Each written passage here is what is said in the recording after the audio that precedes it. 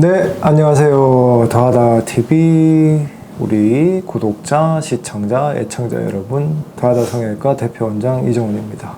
오늘도 역시 코에 대해서 좋은 정보 또는 유익한 정보들을 여러분한테 전해드리기 위해서 이렇게 왔습니다. 자, 안 PD, 오늘 주제는 뭐죠? 오늘은 기증늑연골을 알려주세요. 우리가 이제 뭐 수술할 때, 재수술할 때 많이 쓰이는 뭐 자가늑연골 이런 거하고 마찬가지로 갈비뼈에 붙어 있는 연골인데 기증이 된 것.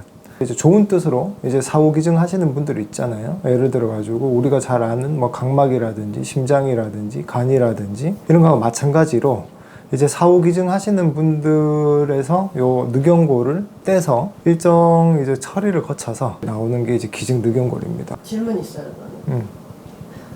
기증늑연골을 꼭 사체에서 떼야 돼요? 그냥 살아있는 사람이 기증해도 돼요?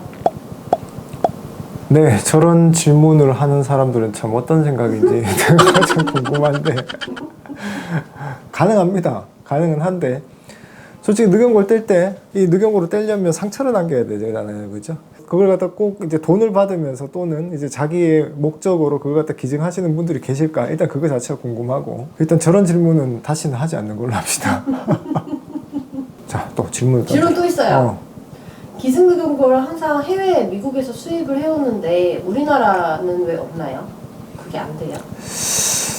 제가 알기로는 잠깐 우리나라에서 시도를 했던 적이 있는 걸로 알고 있습니다. 뭐 이름만 들어도 아는 제약회사 생명공학 이런 업체에서 시도를 했던 걸로 알고 있는데, 근데 그게 굉장히 기증늑연골을 이제 처리하는 방식이 뭐 비슷비슷하지만 여러 가지가 있거든요. 그런 과정에서 아무래도 미국산이 조금 뭐 기술적으로나 아니면 특허적인 부분도 아마 있을 테고, 뭐 그런 부분에서 주로 이제 미국산을 사용하게 되죠. 이제 요새는 또 갑자기 그런 걸 물어보는.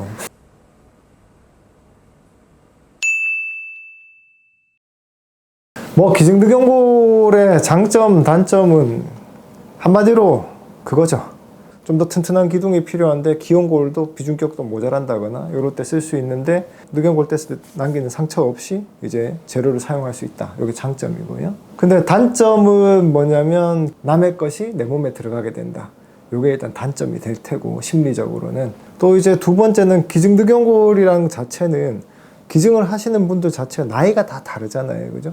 젊은 사람에서 왔는 기증늑연골의 컨디션, 조금 나이가 있으신 분들에서 왔는 기증늑연골의 컨디션 자체가 약간씩 다릅니다. 그런데 이제 생각하시면 젊은 사람에서 왔는 기증늑연골이 진짜 딱 좋고 재료로서 최상일 것 같지만 실제로는 그렇지는 않거든요.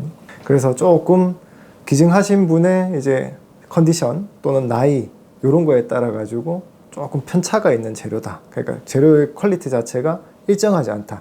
이게 단점이라고 생각하시면 됩니다. 그러면은 업체에서 기증늑연골을 이렇게 가지고 오면은 어떤 기준으로 그거를 고르세요? 그거는 경험에 의해서 이제 그걸 고르게 되는데, 갈비뼈에 있는 연골처럼 이제 형태를 이루는 연골들은 원통이 이렇게 있다면 안에 이 부분은 약간 물렁물렁하게 되어 있습니다. 그게 어떤 말이냐면 바깥에서 충격이 딱 왔을 때 바깥층에서는 좀 버티는 역할을 하고 그 충격 자체를 안에 있는 물렁물렁한 부분에서 이렇게 충격을 흡수하는 역할을 하거든요.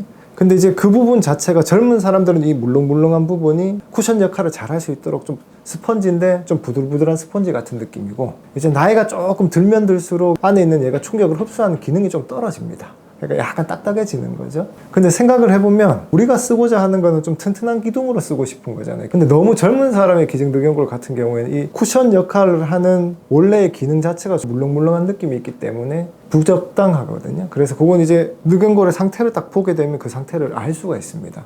색깔이나 아니면 바깥에서 보이는 형태, 요거에 의해서 요거는 좀 젊은 사람에서 왔구나, 아니면 이 기증늑연골은 약간 나이가 있는 사람에서 왔구나, 이걸 파악을 할 수 있거든요. 그래서 실제로는 약간 나이가 너무 많이 되게 되면 또 너무 딱딱하게 이제 석회화되어 있으니까 어느 정도 나이가 조금 있는 사람에서 온 기증늑연골이 우리가 코 성형의 재료로 쓰기에는 훨씬 더 좋습니다. 기증늑연골도 거기에 있는 이제 세포나 이런 이제 면역 반응을 일으키시는 그런 부분들이 이제 방사선 처리나 또는 약품 처리 이런 걸로 다 제거가 된 상태로 그 가지고 있는 구조만을 쓰는 겁니다. 그래서 만약에 재료가 부족한 상황에서 내 몸에 흉터를 남기면서까지 자가늑연골까지 쓰기는 싫다. 그럼 기증등용고를 쓰는 것도 그렇게 나쁜 방법이 아닙니다. 그래서 너무 거부감을 갖지 마시고 내가 재료가 부족한데 코 성형을 어떻게 해야 될까 고민이 있으신다면 와서 한번 설명 들어보시고 수술을 결정하시는 게 본인의 수술에 더 좋은 결과를 이제 우리가 얻을 수 있는 어떤 방법이 될 것 같습니다. 자, 이상 더하다 성형외과 대표원장 이종훈이었습니다. 여러분 다음에 또 만나요.